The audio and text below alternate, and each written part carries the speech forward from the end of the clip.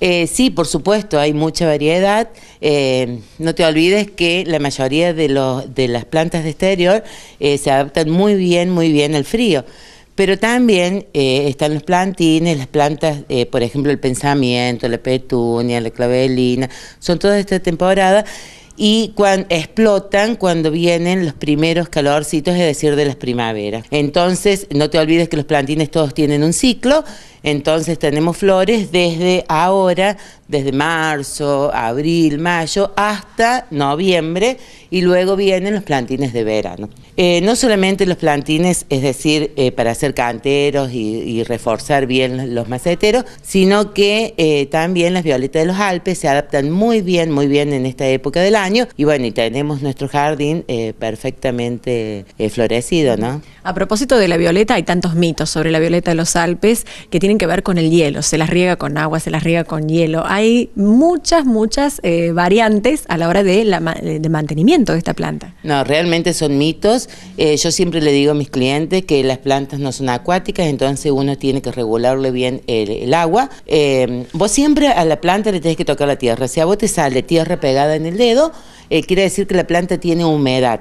Entonces no hace falta el riego. ¿Sabés cuál es el problema de las violetas de los Alpes? Que por ahí dicen, ay, se me echó a perder, no me dura. ¿Por qué? Porque tienen sobre exceso de agua. Entonces se pudren. La planta cuando tiene exceso de agua se pone amarillenta y la gente piensa, la mayoría, que se está secando, y no es que se está secando, sino que se está pudriendo. Ni con agua de la heladera, ni con hielo. ¿Te imaginas cuando tenemos, por ejemplo, hay canteros o hay domicilios en los Alpes donde vos tenés mucho? Cada uno no va a ir con un cubito o agua de la heladera a regarlo. Bueno, en los Alpes sí, porque hay hielo, ¿no? Hace frío, pero no, para nada, con agua simplemente. Bien. Vos, por ejemplo, una planta, cuando ves que se le caen un poquito las hojas, vas hasta que le regules y aprendas cada cuánto tenés que regarla. Bien. No hace falta, por ejemplo, hay gente que dice, ay, vos sabés que se me sacó la planta y la riego a lo mejor 3 veces por semana. No, cuando vos, por ejemplo, una planta la regas 3 veces por semana, por supuesto que todo depende del ambiente, ¿no?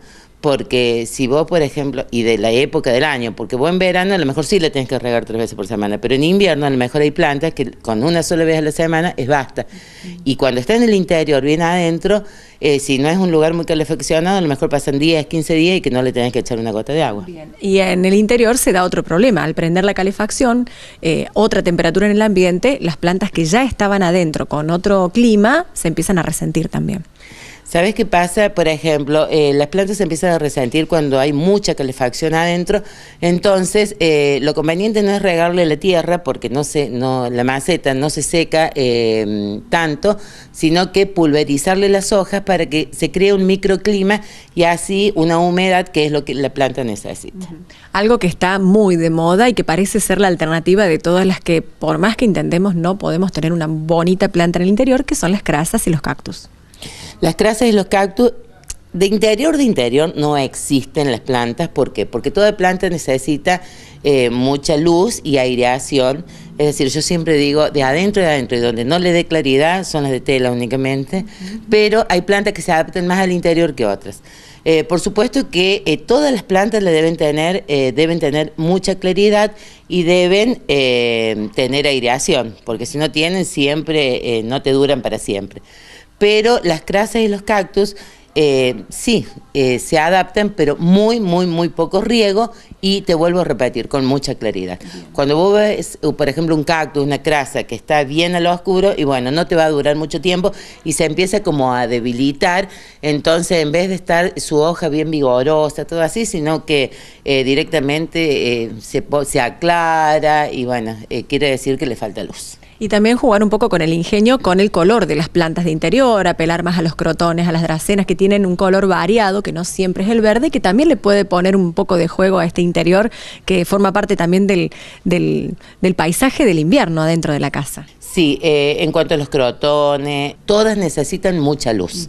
El crotón es una planta muy delicada, que si bien, o sea, afuera se adapta y en el verano porque se adapta lo más bien, porque no te olvides que es una planta que, por ejemplo, en el litoral hay muchas y son árboles grandes, pero en el interior, cuando tiene más en invierno corrientes de aire, se le suele caer mucho las hojas. Claro.